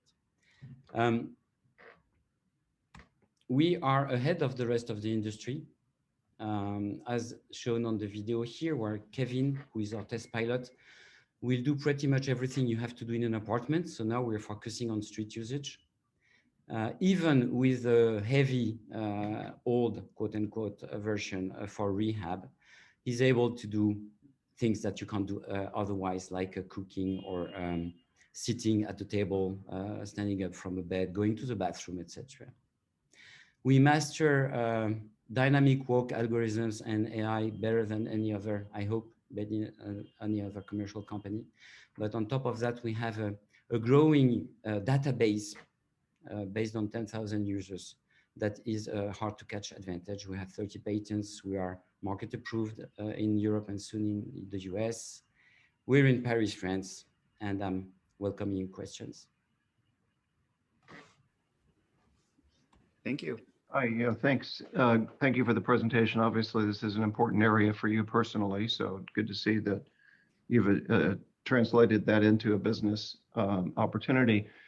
Three questions, I guess. The first one is it wasn't clear to me when the Agile component would be finished. The second question is about one of the typical problems with this technology is limitations in power and energy storage and how long they can operate. And so the length of the mobility may be good for an apartment, but not as good outside. And then the third one would be, I personally know of companies that have been doing this kind of thing for 10 years. So I worry a little bit about the competitive advantage. I understand you're ahead, especially in the market that you're in, apparently. But I think globally, it's the barriers to entry are not that low because a lot of people have demonstrated similar things. So I'll leave those three questions. Thank you. Sure, thanks. Can I start with the third question? Because of course it's in the center of our work since 10 years. When I started, I went around the globe and met companies like Rework and Exobionics and Cyberdyne, whom we respect a lot because they are pioneers of the industry. They have based their work on robotics that are not stable. So they can't stabilize a biped, basically because when they started, the masks were not even around to do that. And you have to stabilize with crutches. So let me take an example. If you want to do an outdoor product that goes in the streets, you have to be accompanied. The FDA demands that you are accompanied 100% of the time by a trained aide. You can't turn around and you can't use it much because the crutches provide you from using it more than 15 to 30 minutes per day maximum, and you would hurt your shoulders. And there are other disadvantages. So this is definitely a first generation, and the founders here have chosen to go the other way, which is the hard path of math and remaking human work instead of stabilizing a sort of robot and person with crutches. So that's a huge difference also in rehab, where liberating the upper arms and upper body, the upper limbs and body makes a huge difference in terms of intensity of treatment, etc. So it is a huge difference, and it makes a huge difference in terms of usage because the minimum viable path for a user is covered already at home, and most of it in the city, like stepping in and out of a car or going to the bathroom or simply turning to follow a street curb. Basic things that were in our spec day one. So it's a different product and a different technology, we hope. Your first question was about, can you remind me, Ray? Sorry. So it was about the Agile, when will the Agile unit for the broader population be available? Well, and the second one was power storage. The preclinical prototype is ready, technically, and we're going to put someone in it in September. It's going to be tested with a patient in January, February. And then we will develop the industrial version that will be CE marked and FDA approved, probably FDA before. That shouldn't be very different. One big thing is that a lot of the algorithms will be transferred from the rehab version to the personal version's hardware platform. So we're not making two jumps at the same time, but we're always evolving in a parallel scale, hardware and software. And the next version was, and the question, and answering question will be on a friendly user test in 23 and on market in 24. Okay.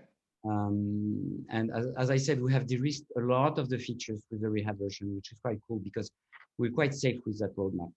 And then the last question was energy storage. How long before? How long? What's the operation timeline? This is not static robotics. Most of the robots you see around you are static robots. Dynamic robotics are probably reinventing what humans or bipeds do, which is extremely energy efficient. So we don't consume that much in regular walk. Today, you have noticed two big batteries on the thighs of the robot. It allows for 4 hours of continuous walking and squats and energy expensive stuff in rehab before changing the batteries. So with slimmer batteries and more optimal walk and more optimal batteries, but nothing fancy in terms of technology. We will walk 2 hours per day and go with a person without recharging 8 hours of regular usage being seated or moving around a bit. So energy is not a big issue. Okay, thank you so much. Thank you, Ray.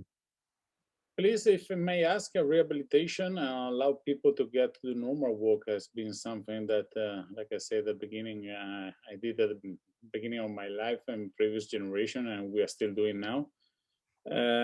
My question is not only a market for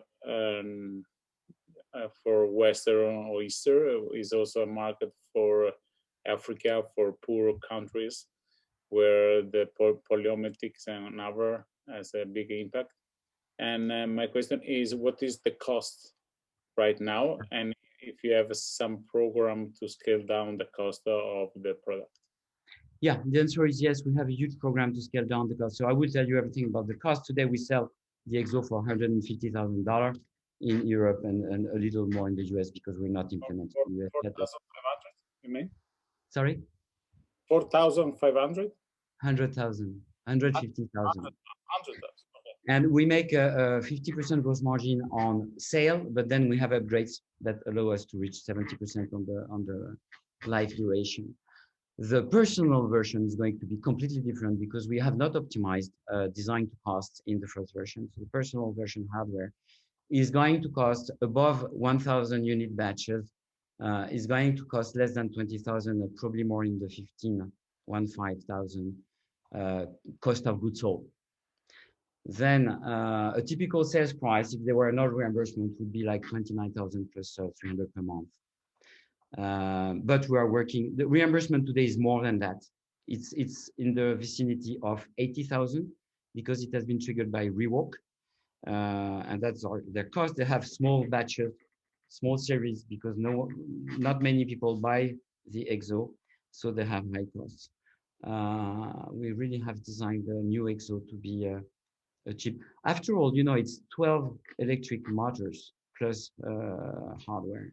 So it shouldn't cost more than a scooter, for instance, or a middle range motorbike in the long term, provided that you pay for the R&D and the algorithms, and you have sufficient recurring fees to satisfy the ROI.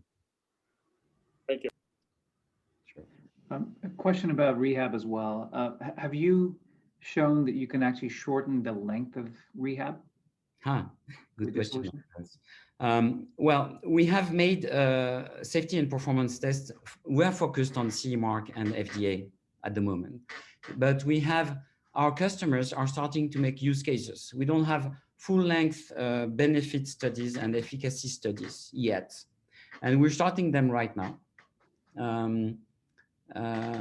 But we have good use cases already that give indications that we will probably accomplish 3 things. One is better efficacy in rehab.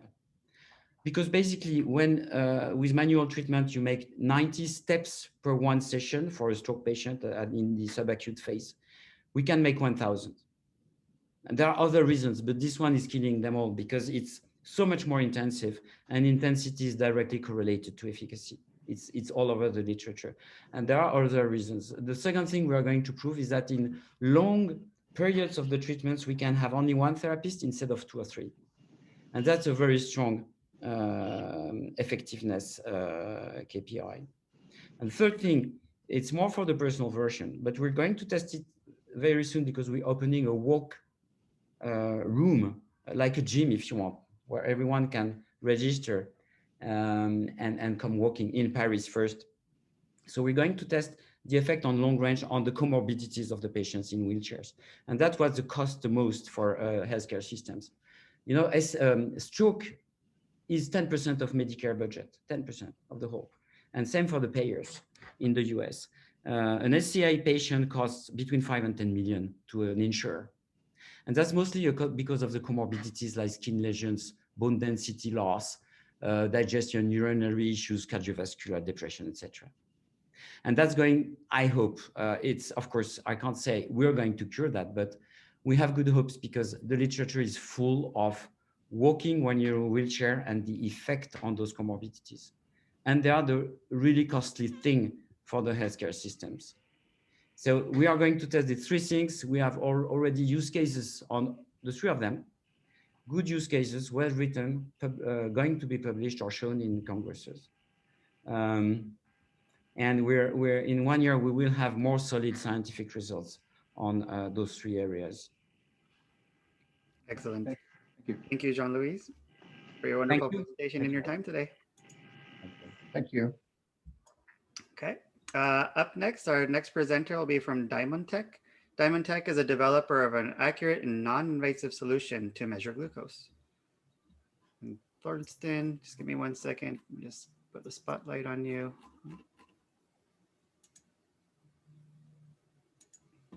Okay, thank you. Thank you. Hi, my name is Thorsten and I'm one of the co-founders of Diamond Tech. At Diamond Tech, we have developed a medical device that measures your blood sugar non-invasively. That means without finger pricking. We have shown in clinical studies that our technology is as accurate as invasive devices, and we already have pre-orders for 125,000 devices from all over the world. We also own patents on the technology. Diabetes is a worldwide disease, and more than 450 million people have to cope with a disturbed blood sugar regulation in their body. To manage diabetes, people use the same procedure for the last 30 years. Prick your finger, get a drop of blood, put that drop of blood on a test strip, put the test strip in the device, and after some time, you see your glucose value. This is painful and very messy. Our solution is non-invasive. You just put your finger on our sensor, you measure, you wait for a couple of seconds, and then you see your blood sugar value on the display. We do the development in 3 steps. Step 1 is a shoebox-sized tabletop device that we use to show that the technology works and for clinical studies. The device got CE approval in 2019, and we filed a pre-submission with the FDA a couple of weeks ago. Step 2 is a handheld-sized device that we call D-Pocket, and that targets end consumers. This device is still in development, but will be ready early next year, so we can start selling it by the end of 2022. And then step 3 is a chip-sized sensor that you can put in a wristband or a smartwatch. You wear it 24/7. It measures automatically your blood sugar every 5 minutes and gives you an alarm if your blood sugar is too high or too low. We tested our shoebox device in a clinical study with 100 people and collected around 2,400 data pairs. And we showed that our technology is on the same level of accuracy as commercialized devices. And we published our data in the peer-reviewed Journal of Diabetes Science and Technology. This technology was developed by a fantastic team with a complementary skill set. My co-founder, Professor Mentele, was a professor of biophysics and invented the technology. He is the author of over 500 scientific publications and is world-renowned expert in spectroscopy. I'm a computer engineer by training with an MBA who started a couple of startups in the past and exited 3 of them. We are supported by physicists, regulatory experts, medical doctors, mechanical engineers, and software developers. We are a team of 18 people from 9 different countries, several languages, and ages between 26 and 67. The market is huge with $16+ billion per year only for self-measurement of blood glucose, and it's still growing. We want to lease out our handheld device for $150 per month, which is at the same level, on the same level as cheap minimal invasive devices. We already have signed letter of intents from different distributors for 125,000 devices, and we already started partnerships and pilot projects with health insurances here in Europe to ensure reimbursement. And our technology is broader than glucose. Actually, we can detect molecules in liquid and soft matter like skin. As a good German professor, our professor built first a beer sensor to measure the ingredients in beer as a quality control measurement for breweries. And from there, we moved to body fluids, and we can also detect up to 10 biomarkers in a drop of blood or 6 biomarkers in a drop of urine, both without reagents and in clinical precision. We are focusing on glucose for now, but there are a lot of other applications possible. At the end of the day, we are doing it for the people, and I'd like to show you an email I got from a mother of 2 who wrote, "I'm looking forward to the day when our kids don't have to finger prick anymore. I hate the stabbing, clicking sound the device makes.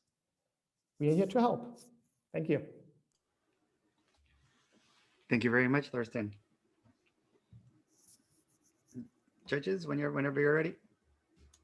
It sounds like you're getting tremendous traction. So what is exactly the request? We are looking for, we have just started a new financing round to set up or to finish the development and then set up a market entry in different regions of the world. We would like to start here in Germany where you're sitting, but then going over to the US, for example, and it would be good to have a couple of good connections and some access to network there. So principally market expansion. Yes. Okay, thank you. Please, may I know which is the price, the margins, and the provisional P&L of the company with the orders that? Can you? I just hear very. Can we have an idea what is the cost and the cost price and the revenue for each one, and which is the provisional P&L? Because it seems that you are getting orders and expansion. If it works, it would be very good. And so some financial ideas, please. Yeah. So just as background, we have a very new kind of laser in our devices called quantum cascade laser. This was never mass manufactured before. So the very first devices will be pretty expensive. Cost of goods sold for the first devices will be around $1,800. Price will go down then very rapidly when we go into mass manufacturing, but we start with $1,800. And as you saw, we take $150 per month for the device. So it takes a year to cover the costs. And from then it's profit. We expect that the device will last for 3 years.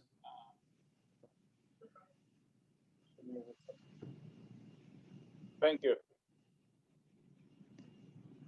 Thorsten, nice to meet you. So this is an increasingly crowded space. So you have, obviously, you have Dexcom and you have Abbott, right? That are the two large incumbents, but I've seen probably 3 to 5 of these types of companies this year alone, maybe more. What is it about yours that really stands out? It looks like you have 125,000 in pre-orders. I was kind of curious as to what the rationale was for those pre-orders. What, why did they decide to go with you versus any of the incumbents today? Yeah, Abbott and Dexcom are still minimally invasive. These are these little patches. They have a sting in it, and a sting goes into the skin. And there's still people that don't like that. So we are really non-invasive. And especially if you're thinking about having it in a wristband at some point in time, you don't want to have like disposables and stings in your skin. And then there are a couple of other non-invasive approaches. And what they usually do, they are not measuring the glucose directly, but some kind of dependent parameter. That means you get somehow good results in a controlled environment, but once you get out in the real world, it's not working anymore. We started with making it work, and then we are making it smaller. So we are looking for the glucose molecules directly. I'm always telling the people we count the glucose molecules in your skin, and that's why we are so accurate. Okay. In the event that this space becomes very crowded, which I believe it will over time, what other areas can you go into? Because you have a very interesting slide there where you show the beer ingredients and then the biomarkers, the blood biomarkers. But beyond glucose, I mean, what's your next big market that you think is actionable? Yeah. So first of all, in the skin, we see two molecules very clearly. First is glucose, the second is lactate. So if you look at athletes, sports people, that will be the next thing that we can do non-invasively. And then blood analysis, so basic metabolic panel without reagents, point of care, that might be very interesting. And urine is a pet project from our professor. He always wanted to piss into a pissoir and get a receipt after that his kidney is still working. So this is something that we could see in some fitness clubs or so. So if you had to predict, and I'm sorry for all these follow-up questions, but if you had to predict in 10 years, what's going to be the biggest revenue stream? Is it going to be associated with glucose, or is it going to be associated with something else? Glucose. Glucose is interesting for people with diabetes, but it's also interesting for healthy people to monitor their food intake, to get feedback, also for sports. that's how I started. I mean, I'm not diabetic, but I started to wear all these different patches we were talking about, and I learned so much about my metabolism, about my diet, that was really eye-opening. And I think there are a lot of other people out there that are interested in that. Thank you. Any other questions? Are we okay? All right. All right. Thorsten, thank you so much for your time and presentation. Thank you. Okay. And last but not least, thank you so much for all your patience, is VTalk. VTalk is a AI-powered chatbot for mental health and primary care. Great. Thank you, everyone. I'm going to try to share my screen. Can you hear me all right? We can hear you. Great. And you're able to see my screen? Yes. We're good. Thank you. Great. Thank you so much. Let me just start here. Well, fantastic. I'm last here. Such fantastic companies that we had the pleasure to listen to today. My name is Michael Capps. I'm one of the founders of VTalk. I'm actually Canadian, but our company is based out of Brazil. And to the right, you'll be able to see the fantastic founding team that we have available. So what we saw in the pandemic is mental health really became a big issue. And especially in Brazil, it's a really, really big issue. Brazil is one of the most anxious countries in the world. And, it could be something that affects your colleague at work, could be your daughter. But the problem is in countries like Brazil, therapy is for the rich, right? If you do 4 sessions a month, that's about half a minimum wage. So it's really not that accessible. We believe it has to do with the fact that therapy is pretty inefficient, right? Therapists are still usually just using paper and pen. They're not really relying on data, and they can only really treat one patient at a time. So what VTalk tries to do is we try to apply data and automation to the therapeutic process. We use highly trained therapists and a series of digital tools to try to make that therapy process more efficient and therefore reduce the cost. One way we do this is with our virtual mental health assistant, Vicky. She helps guide patients through their mental health care treatment and journey. So how does it work? Vicky helps with all aspects of the therapeutic process, from diagnosis to matching to actually monitoring symptoms over time. And then also she leads a number of CBT, or cognitive behavioral therapy, exercises. So these are hundreds of exercises that we've built with our therapists, and it's something that they can actually prescribe to patients to do in their own time. And therapists also, instead of just relying on their own experience or based on maybe hundreds of patients, they actually receive data on therapy sessions going on with thousands of patients from hundreds of other therapists. So they can be a little bit more effective in how they make those decisions. The interesting thing is, as we've been able to decrease the amount of time that a therapist spends per patient from 1 hour to just 15 minutes a week, which means that the same therapist can actually treat 4 patients in the same time they were treating just 1. And this has an effect on the price. We've been able to drop the price significantly, making therapy a lot more accessible and still maintaining a pretty healthy margin. The interesting thing is we have an app and a web platform. Users on average spend about 3 hours on the app per month. So it's similar to traditional therapy. They like the digital hybrid approach. And we have a fairly high retention rate. So, about 70% of the patients stay on in subsequent months, which seems to be higher than even some traditional therapy and sort of other digital players that exist on the market. We even have some evidence to show that this treatment is actually effective as well. So it's just as for specific types of conditions, especially moderate anxiety, depression, it seems to be as effective as this approach. And the interesting thing is, as we get more patients using our system, our chatbots, our algorithms get a little bit better. Our therapists become a lot more effective, and then this decreases increases our margins, decreases our prices, and we can add more and more patients on board. And being a social impact company, we have access to a lot of data. We work a lot with the public sector, with international organizations, and also have a free app which helps us over time improve the quality of those exercises and other digital tools. Currently, we're selling to employers, right? So this is how we monetize ourselves. And we've just launched about 18 months ago. We've acquired more than 50 clients. We're covering about 200,000 lives currently. And we've been growing about 20% month over month just in the last 6 months. We expect that to double. Our goal is to become Latin America's first digital therapeutic. Just going to end off now on my last slide.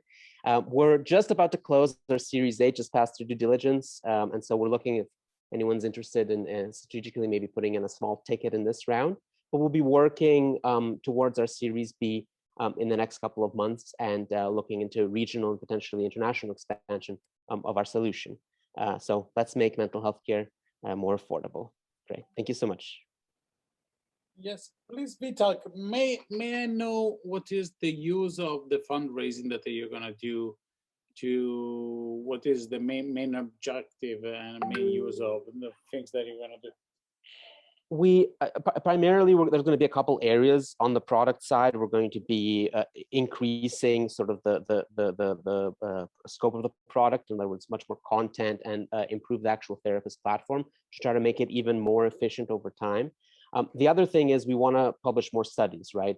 We want to show even more evidence that this is something that is just as effective as other treatments, which will help us along the path of being Latin America's first sort of digital therapeutic, right? But then primarily it's to double down on the growth that we've been having here. So we've been growing along the enterprise route, and we're just entering into the insurance market as well. So we want to continue that. Growth, show that it's at least growing very, very well nationally. You know, Brazil is a market of 200 million, 220 million people. We can show that nationally and show potential applications in other regions, like in Mexico and potentially other countries. I think this will set us up nicely for a Series B, where we'll be able to, you know, grow this even further. Yeah.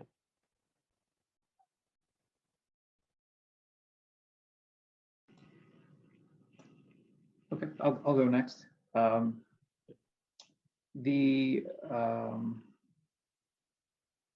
Just want to talk a little bit about your the model in terms of onboarding your physicians. Are these employees of the company, of your company, or are these contracted physicians? They're currently, so these are therapists, right? So they're licensed therapists. They're contracted, but we have so, you know, we contract a certain number of hours, but we have a really good quality control of everything that happens in the platform, right? So you know, how many messages are they spending to the patients? What is the clinical outcomes of that patient? How engaged is that patient? What is the retention rate? So we can kind of control it. It's I would say it's sort of like a marketplace, but we have much tighter controls because we can curate it. In the long run, we hope this to be a much more even open-ended platform. So, you know, this is something where if I'm a therapist and I want to make some more money, instead of just treating one high-income patient, I can use the Vitalk platform to treat 4 or 5, make more money, and actually treat more people. But currently, they're contracted because we're mainly generating revenue sources from employers, right? So that's the way that we're looking at it. Yeah. So 2 more questions. What are your gross margins, number 1? And number 2, have you been able to prove out improved outcomes? You know, have you been able to prove out some form of an ROI for your customers? Yes, it's a good question. When we sell to the enterprise, we sell on a per member per month basis, per employee. We have very, very high gross margins. You know, they're about 80%, because actually therapy use is not that high. However, we have a number of digital tools that engage the entire employee base, and that's what the customers tend to pay for. And so, you know, as a result, we've been able to show very, very little churn in the customers, a fairly high retention and upsell rate among our customers.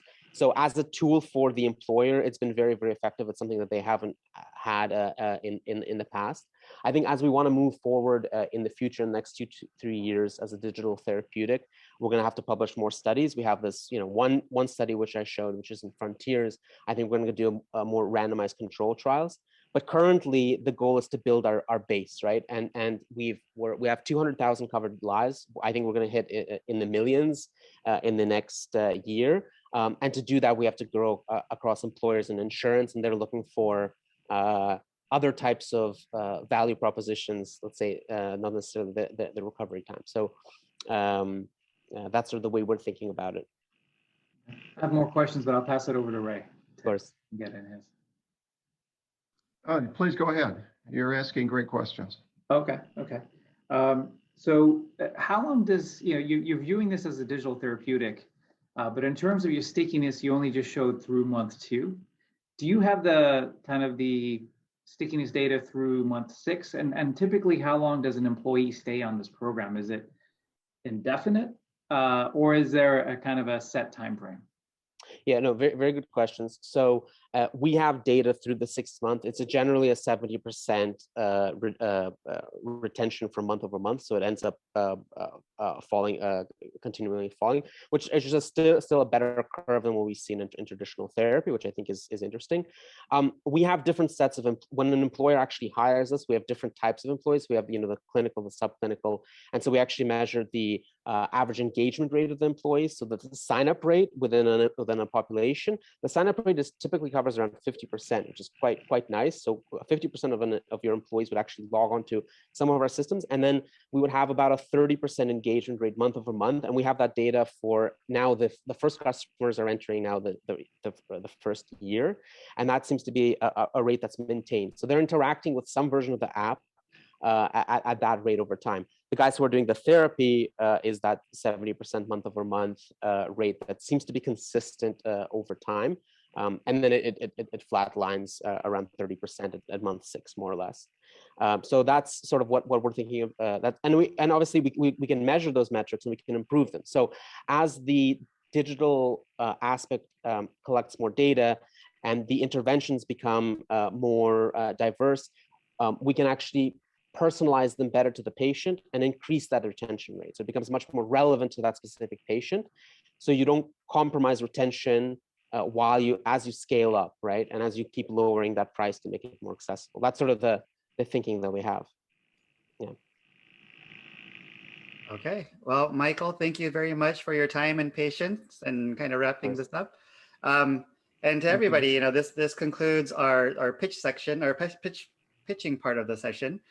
So a big thank you to the judges, Amit Aisola, Eduardo Calvilla, Ray Johnson, for your thoughtful question and time today. A huge congratulations to the, I'm sorry, missing my screen here. All right. A huge congratulations to the 9 global finalists for the health tech finalists presented today. It was great to learn about these cutting edge solutions, and we're so impressed by the great work you're doing to create a radically better world. So as you heard today, these startups are looking to connect with investors and corporate partners to further scale their businesses. So if anyone's interested, please reach out to the XTC team or directly to these founders. Let's see, there we go. To learn more about the startups presented today and more about the startup finalists from the other competition categories of the Extreme Tech Challenge, please head to go.filo.com/XTC and visit their virtual booths. You could also vote for your favorite startups from the XTC 2021 Global Finalist cohorts. The winner of the People's Choice Award, along with the category winners and the special awards winners, will be a coveted spot to pitch on the main stage of the finale event, the XTC Challenge 2021 Global Finalists, presented by TechCrunch on July 22nd. And so competing for the crown of the overall winner of the XTC 2021. So as mentioned, this is part 1 of 2 of the health tech competition track.